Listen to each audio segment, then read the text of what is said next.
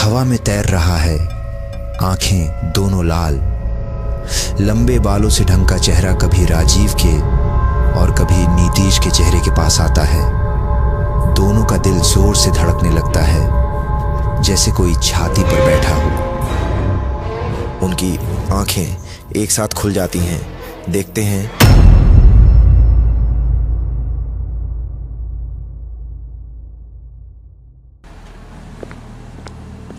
College की छुट्टी में राजीव और नीतीश ने तय किया कि इस बार वे राजीव के दादा के घर जाएंगे। निझुमपुर में गांव का माहौल, नई जगह घूमना, सब मिलाकर थोड़ी हवा बदलने की जरूरत थी। राजीव पहले ही घर पर सूचित कर देता है कि वह अपने दोस्त के साथ निझुमपुर जा रहा है। वह दादाजी को भी खबर देता है। कोलकाता से बस लेकर वे निझुमपुर की ओर रवाना होते हैं। बस में जाते जाते नीतीश कहता है, तूने एक बार कहा था ना कि तेरे दादाजी के गांव मतलब निझुमपुर में क्या स्कंद काटा है? राजीव कुछ डर भरी आवाज में जवाब देता है, अरे सुना है, वहां एक जंगल है। सिर्फ रात नहीं, दिन में भी कोई उस रास्ते पर नहीं जाता। नीतीश कुछ रोमांच के मूड में वहां जाने की उत्सुकता दिखाता है, लेकिन राजीव खड़े स्वर में कहता है, तुझे दिमाग खराब हो गया है क्या? मैं जितनी बार गया हूं, सुना है उस रास्ते पर जाने से फिर लौटना नहीं होता। नीतीश ने शायद उम्मीद की थी कि राजीव उसके साथ जंगल में जाएगा, लेकिन राजीव की गंभीर न सुनकर वह थोड़ा निराश होकर चुप हो गया।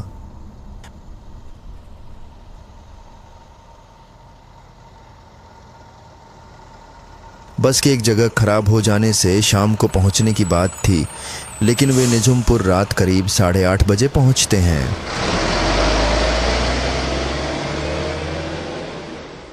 बस से उतारकर अंधेरे में गुम हो जाती है। चारों ओर भयावह माहौल। हालांकि अभी रात 8:30 ही बजे हैं, फिर भी ऐसा लग रहा है जैसे आधी रात हो। दूर दूर तक कुछ लैंप पोस्ट जल रहे हैं, फिर भी मंद मंद रोशनी और बीच बीच में काफी खालीपन। चारों ओर सिर्फ झिंगुर की आवाज और सन्नाटा। अगर बस बीच रास्ते में खराब ना हुई होती तो मैं बहुत पहले पहुंच जाता, और यहां थोड़ी रात होते ही रिक्शा नहीं चलता। सड़क भी गीली है, देखकर ही समझ रहे हो कि बारिश हुई है। नीतीश जानता था कि गांव का शॉर्टकट रास्ता जंगल के भीतर से जाता है। उसी दिशा में जाने को कहता है। राजीव हाथ उठाकर जंगल की तरफ इशारा करता है। एक संकरा रास्ता है, बड़े बड़े पेड़ और घास से ढका। समझ में आता है कि लोग ज्यादा नहीं जाते उस रास्ते पर। जंगल के मुहाने पर एक बोर्ड पर लिखा है, रात को उस रास्ते पर मत जाएं, भयानक भयानक वह वहां है। राजीव बार बार मना करने के बावजूद नीतीश जंगल की ओर चलने लगता है। राजीव क्या करेगा? मन ही मन सोचता है, जो भी हो होगा, और कहता है, रुको रुको, मैं आ रहा हूं, अकेले मत जाओ। दोनों जंगल के अंदर प्रवेश कर जाते हैं। अंदर ठंड बहुत ज्यादा है, चारों ओर हल्का कोहरा सा है। शायद बारिश की वजह से ऐसा हो रहा है। सोचने पर दिल में एक अजीब सा एहसास होता है। नीतीश ने सोचा था कि यह सामान्य जंगल होगा, लेकिन अंदर जाते ही वह समझ जाता है यह अलग है। एक रहस्यमय बेचैनी ने जैसे सब कुछ घेर रखा है। दोनों अब जरा जल्दी चलने लगते हैं। अचानक वे देखते हैं, कुछ दूर अंधेरे में कोई खड़ा है। बहुत लंबा कद, चेहरा दिखाई नहीं दे रहा, चादर से ढका। आप कौन है? निझुमपुर गांव में रहते हैं? देखकर पूछा उन्होंने, लेकिन कोई उत्तर नहीं आया, बल्कि वही चेहरा धीरे धीरे उनके तरफ आने लगता है।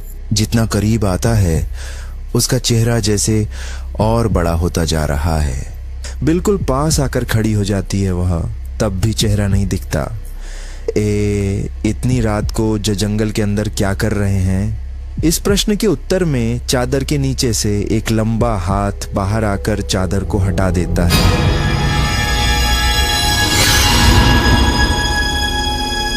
राजीव और नीतीश के होश उड़ गए। शरीर है लेकिन सिर नहीं है, जैसे कि सिर काट लिया गया है। कांटा गला सूखकर काला हो गया है, और तभी एक भयानक हंसी की आवाज हवा को हिला देती है।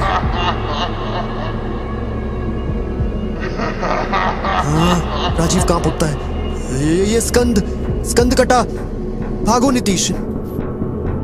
दोनों दौड़ पड़े, पीछे से जैसे किसी की तेज सांस उनकी गर्दन पर गिर रही है। दौड़ते दौड़ते अचानक नीतीश ठोकर खाकर गिर जाता है।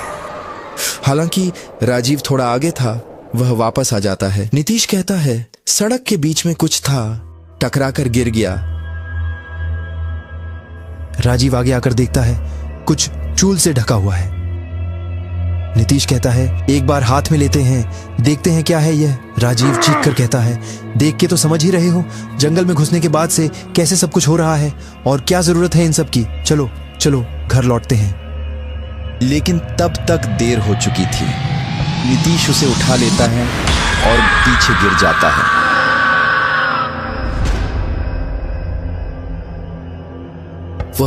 वह एक कटी हुई सिर है, उसकी आंखें लाल हैं और राजीव और नीतीश की ओर ही देख रही हैं। राजीव चिल्लाता है ये स्कंद काटा, कटे हुए सिर। उसी पल अंधेरे से फिर वही सिर विहीन शरीर निकल आता है। इस बार वह कटा हुआ सिर हाथ में लेकर अपनी गर्दन से जोड़ने की कोशिश करता है, लेकिन सफल नहीं हो पाता। एक जोरदार हंसी हंसकर बोला,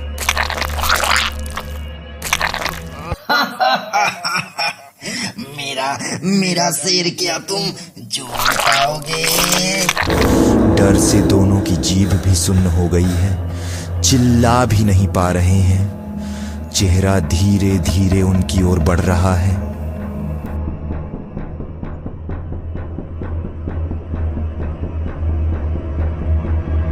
नीतीश राजीव को धक्का देता है। राजीव जैसे होश में आ जाता है और एक पल भी बिना सोचे पीछे मुड़े बिना दौड़ लगाता है। पीछे से भयानक आवाज आती है, तुम लोग अब मुझसे भाग नहीं सकते।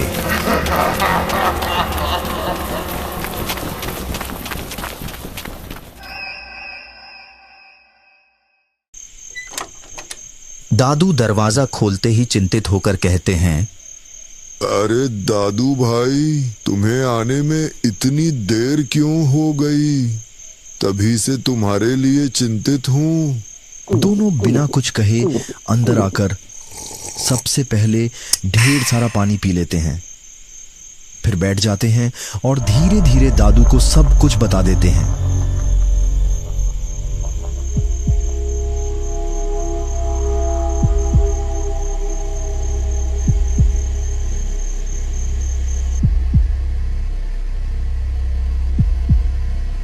राजीव का चेहरा गंभीर है। नीतीश की आंखों में अभी भी डर है। दादू चिंतित नजरों से देख रहे हैं। नीतीश नहीं तो नया है यहाँ, लेकिन राजीव, तू तो जानता है निजुमपुर का जंगल कितना भयानक है। जिसे तुमने देखा वही है स्कंद काटा। राजीव चुप हो जाता है, वह और कुछ नहीं कहता। नीतीश के जोर देने के कारण ही वे जंगल में गए थे।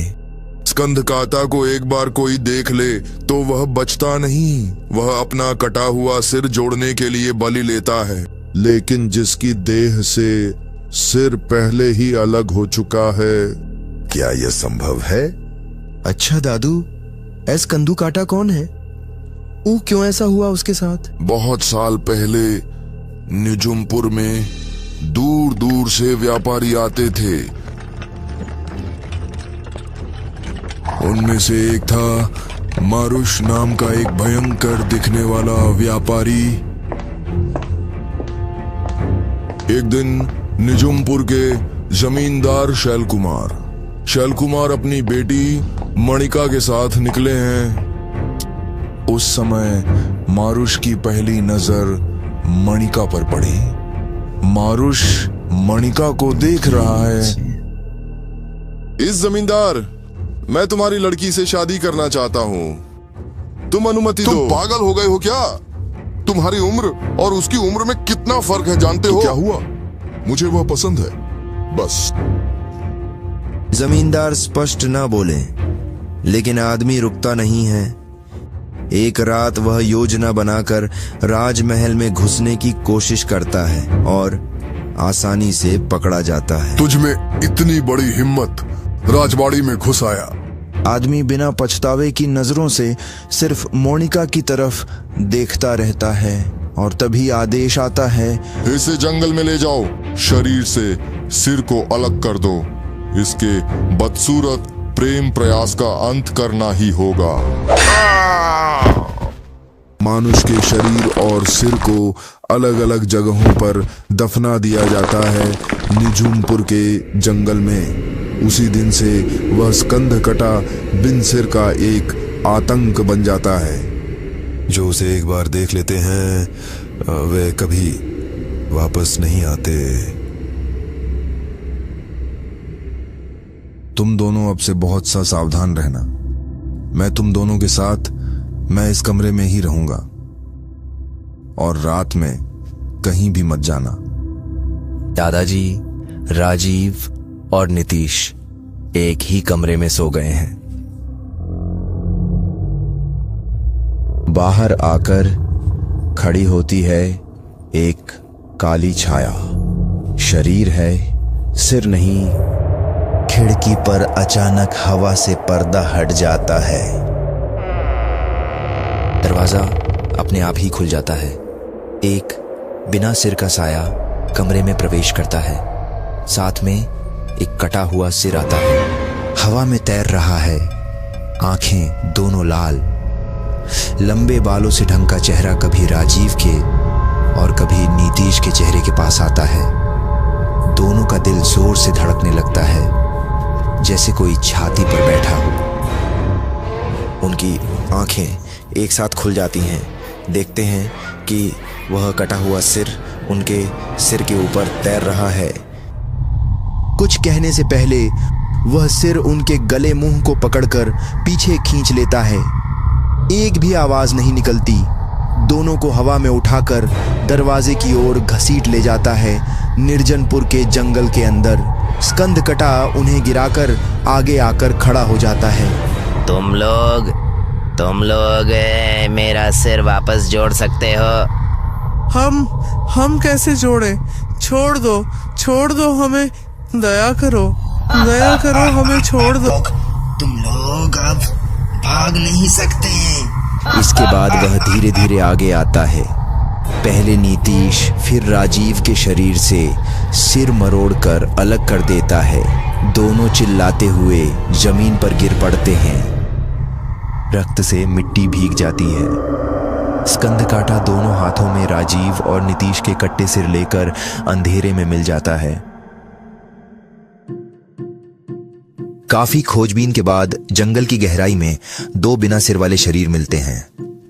लेकिन जितना भी खोजा जाए, राजीव और नीतीश के कटे हुए सिर नहीं मिल पाते।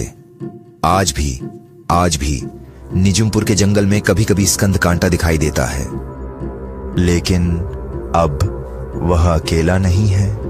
इंसानों के साथ दो और स्कंद कांटा खड़े हैं। उनके सिरविहीन शरीर, लंबे छायामय आकृति और हर चेहरे पर एक ही सवाल, मेरा सिर। क्या तुम जोड़ सकते हो?